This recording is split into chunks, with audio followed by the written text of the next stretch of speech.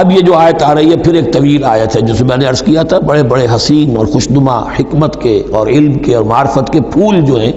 وہ اس بنتی میں بن دیے گئے ہیں۔ دو کلڑیاں یعنی شریعت، عبادات اور معاملات، دو لڑیاں انفاق اور جہاد، قتال، جہاد بالمال، جہاد بالنفس، اور ان میں یہ پھول آ جاتے ہیں عظیم۔ اس کو میں نے عنوان دیا ہے آیت الاختلاف، آیت الآیات، آیت البر،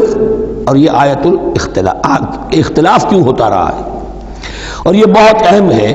اس لیے کہ جو وحدت ادیان کا فلسفہ دنیا میں کچھ لوگوں کی طرف سے پیش ہوتا ہے، اس کا ایک حصہ صحیح ہے اور ایک حصہ غلط ہے۔ صحیح کون سا ہے، غلط کون سا ہے، وہ اس حدیث، اس آیت سے معلوم ہوگا۔ کان الناس امۃ واحدۃ، اس میں کوئی شک نہیں، پہلے تو انسان سب کے سب ایک امت تھے، حضرت آدم کی نسل، حضرت آدم نبی ہیں تو امت تو ایک ہی تھی، جب تک کہ ان کے اندر گمراہی پیدا نہیں ہوئی، اختلافات نہیں ہوئی، شیطان نے کچھ لوگوں کو نہیں ورگلایا، اس وقت تک تو کان الناس امۃ واحدہ، تمام انسان ایک ہی امت تھے۔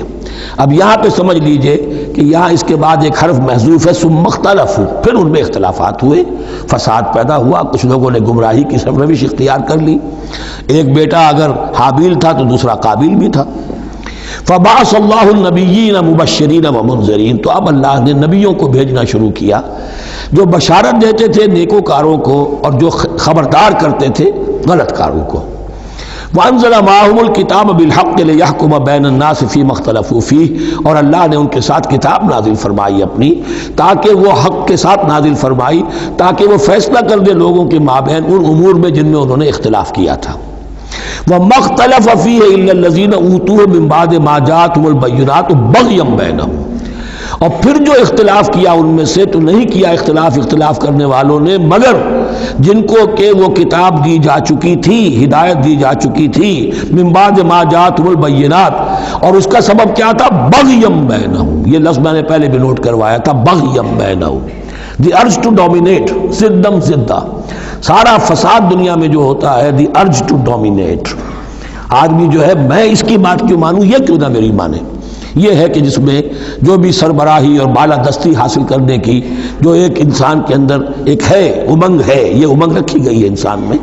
جہاں انسان کے اندر اچھے میلانات رکھے گئے، برے بھی رکھے گئے، نفس بھی تو انسان ہی میں ہے، اس لیے کہ انہی کی درمیان حق و باطل کی کشمکش چلتی ہے انسان کے باطن میں، حق و باطل کی ایک کشاکش انسان کے باطن میں چلتی ہے، ایک خارج میں چلتی ہے۔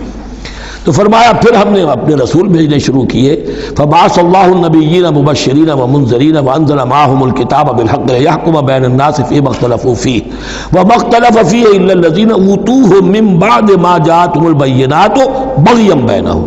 فہدی اللہ الذین آمنوا لما اختلفوا فیہ من الحق باذنہ، تو اب اس کے بعد اللہ تعالی نے ہدایت دی ان لوگوں کو جو ایمان لائے ان چیزوں کے بارے میں جس میں کہ وہ اختلاف کر چکے تھے حق سے، اپنے حکم سے اللہ نے ان کو ایمان کی طرف ہدایت فرما دی۔ واللہ یہدی من یشاء الی صراط مستقیم، اور اللہ ہدایت دیتا ہے جس کو چاہتا ہے سیدھے راہ کی طرف۔ لیکن اس کا دوسرا ترجمہ یہ بھی ہوگا اللہ ہدایت دیتا ہے اس کو جو چاہتا ہے، من یشاء، من یشاء میں اللہ کی مشیت بھی ہے اور جو ہدایت کا طالب ہوتا ہے، واللہ یہدی من یشاء، جو چاہتا ہے ہدایت کا طالب ہوگا، یہ اللہ کے ذمے ہے، اللہ نے اسے اپنے اوپر ایک ذمہ داری سمجھا ہے کہ اس کو یقیناً ہدایت دے گا۔ والذین جاہدوا فینا لنہدینہم سبلنا، جو ہمارے راستے میں کوششیں کریں گے، حق کی طرف بڑھنا چاہیں گے، ہم لازماً ان کو راستہ دکھائیں گے، اپنے راستوں کی طرف ان کی رہنمائی کریں گے، یہ اللہ نے اپنے ذمے لیا ہے۔